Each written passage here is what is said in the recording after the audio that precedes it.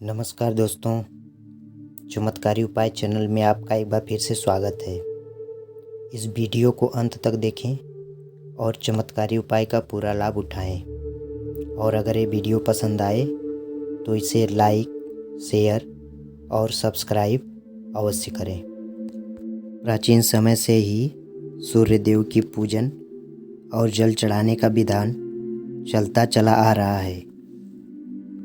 प्रतिदिन प्रातः काल के समय सूर्य को जल चढ़ाने से जीवन से सभी तरह के कष्ट दूर हो जाते हैं और सभी कार्य बिना किसी बाधा के पूर्ण होते चले जाते हैं। सूर्य को अग्नि का कारक माना जाता है, इसलिए प्रातः काल के समय सूर्य को जल चढ़ाने से उसकी किरणें पूरे शरीर पर पड़ती है और जिससे हमारा शरीर हमेशा स्वस्थ बना रहता है।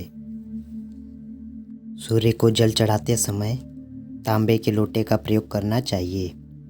प्रतिदिन प्रातः काल के समय तांबे के लोटे में जल को लेकर उसमें पुष्प, चंदन, रोली, अक्षत को डालकर सूर्य को जल चढ़ाने पर सूर्य देव की असीम कृपा प्राप्त होती है और सभी कार्य बिना किसी बाधा के पूर्ण होते चले जाते हैं।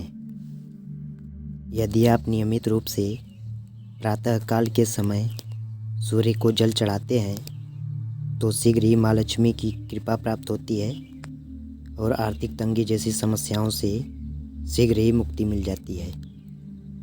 ज्योतिष शास्त्र के अनुसार सूर्य को राजा, पिता और नौकरी के क्षेत्र का कारक माना जाता है। यदि आप सरकारी नौकरी की तलाश कर रहे हैं किंतु अभी कोई सफलता की प्राप्ति नहीं हो पा रही है तो आपको नियमित रूप से प्रातः काल के समय सूर्य देव को जल चढ़ाना चाहिए।